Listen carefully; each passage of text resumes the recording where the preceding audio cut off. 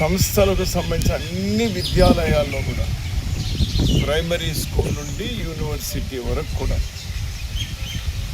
ఎస్సీలు, ఎస్టీలు, బీసీలు, రిజర్వేషన్ కేటగిరీలందరికీ కూడా అక్కడ సీట్లు ఇవ్వాలి ఆ దామాషా ప్రకారం అని గత యూపీఏ ప్రభుత్వంలో సవరణ తీసుకురావడం జరిగింది.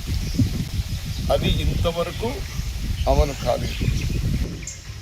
రాజ్యాంగంలోని 15(5) సవరణ ప్రకారం ప్రైవేట్ విద్యాలయాల్లో రిజర్వ్డ్ కేటగిరీస్ అందరికీ కూడా అడ్మిషన్స్ ఇవ్వాలని,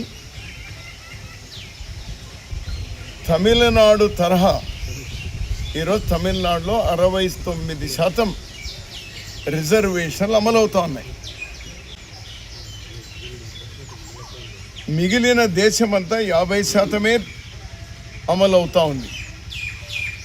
ఆ క్యాప్ తీసేయాలి, ఆ క్యాప్ తీసేసి 50% క్యాప్ తీసేయాలి అనేటువంటిది గట్టిగా కాంగ్రెస్ పార్టీ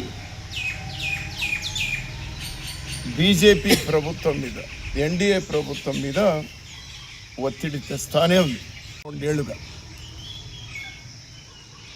భారతీయ జనతా పార్టీ ససేమిరా అన్నారు ఇన్ని రోజులు. మేము కులగణనకు వ్యతిరేకమన్నారు. కులగణన గురించి మాట్లాడేటువంటి వాళ్ళు అర్బన్ నక్సలైట్స్ అనేటువంటి పదం కూడా వాడినారు. ముందు నుంచి భారతీయ జనతా పార్టీ రిజర్వేషన్లకు వ్యతిరేకం, అణగారిన వర్గాలకు వ్యతిరేకం. కాబట్టి పెద్ద ఆశ్చర్యకరమైంది లేదు. కానీ ఎప్పుడైతే తీవ్రమైనటువంటి ఒత్తిడి కేవలం రాహుల్ గాంధీ గారే కాదు, కాంగ్రెస్ పార్టీనే కాదు, ఈ దేశంలో ఉన్నటువంటి బీజేపీయేతర పార్టీలన్నీ కూడా, ప్రజా సంఘాలు, కుల సంఘాలు అందరూ కూడా ఒత్తిడి తీసుకొని రావడంతో ప్రజల ఒత్తిడికి రాహుల్ గాంధీ గారు గట్టిగా పార్లమెంట్లో వారు ఒక మాట చెప్పినారు.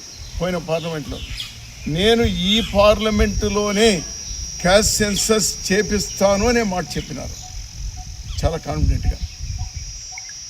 ఆలస్యమైన బీజేపీ కేంద్ర ప్రభుత్వం, ఎన్డీఏ ప్రభుత్వం క్యాస్ట్ సెన్సస్కు ఒప్పుకోవడాన్ని మేము స్వాగతిస్తున్నాం. నేను డిమాండ్ చేస్తున్నాను, కాంగ్రెస్ పార్టీ డిమాండ్ చేస్తూ ఉంది, అన్ని ప్రైవేట్ విద్యాలయాల్లో రాజ్యాంగంలో ఉన్న 15(5) సవరణ ప్రకారం ఈ సంవత్సరం రిజర్వేషన్ కేటగిరీలందరికీ కూడా ప్రైవేట్ విద్యాలయాల్లో అడ్మిషన్స్ జరపాలి. తెలంగాణ ఎన్డీఏలో భాగస్వాములు